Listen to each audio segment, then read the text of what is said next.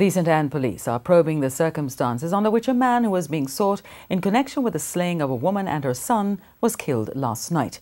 It's reported that the man was chopped several times all over his body. TVJ Shamela Pullen reports.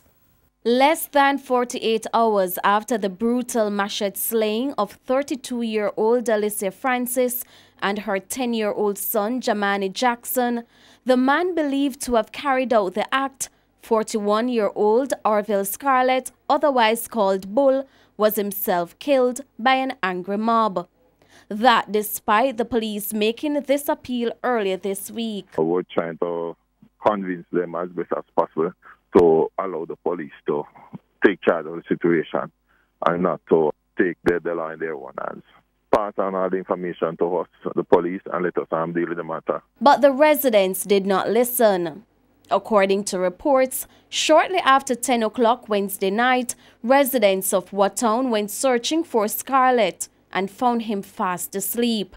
TVJ News understands the residents set about chopping him several times. He died shortly after. The situation has left the area tense.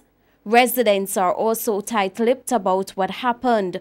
In the meantime, Miss Francis's 12-year-old son, who was also attacked, remains in hospital undergoing treatment. Shamela Pullen, TVJ News.